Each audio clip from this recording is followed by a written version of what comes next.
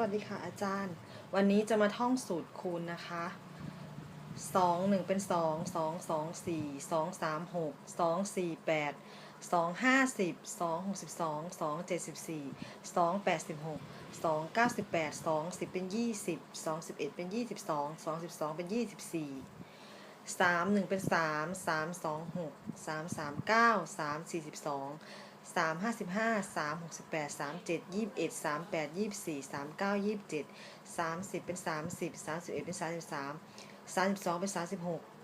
1เป็น4 2 8 4 32 4 46 4 5 20 4 6 24 4 7 28 4 8 32 4 9 36 40เป็น40 41เป็น44 42เป็น48 1เป็น5 2 10 5 35 5 4 20 5 5 25 5 6 30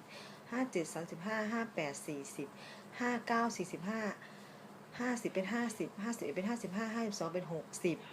1เป็น6 6 2 12 6 38 6 4 24 6 5 30 6 6 36 6 7 42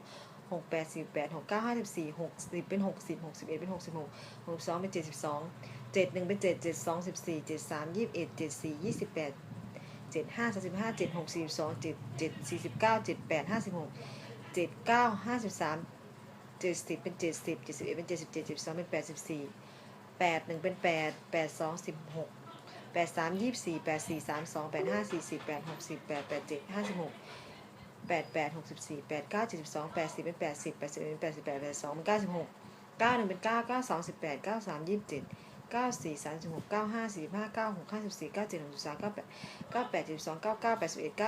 63 98 98 72 99 81 90เป็น90 91เป็น99 92เป็น108 10 1เป็น10 12 20 13 10 14 40 15 50 16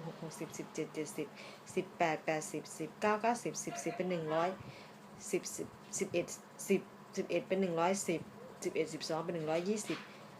11 1เป็น11 11 2เป็น22 11 3 33 11 4เป็น44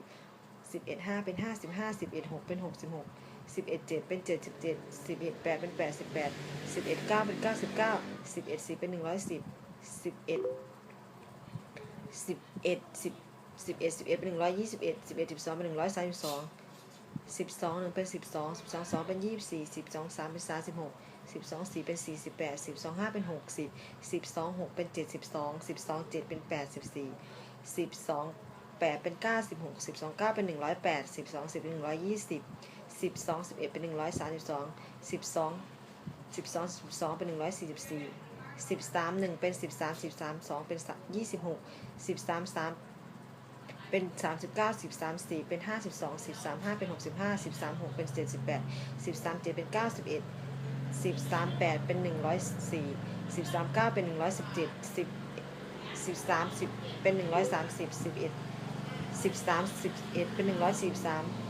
13 12เป็น156 14 1เป็น14 14 2เป็น28 14 3เป็น42 14 4เป็น56 12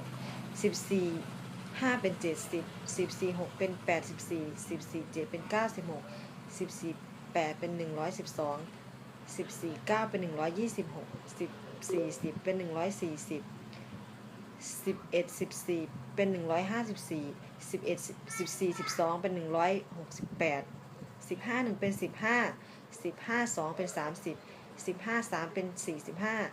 15 4เป็น60 15 5เป็น75 15 6เป็น90 15 7เป็น105 15 8เป็น120 15 9เป็น135 15 10เป็น150 15 11เป็น165 15 12เป็น108ค่ะท่องสูตรคูณก็จบลงเพียงเท่านี้ค่ะสวัสดีค่ะ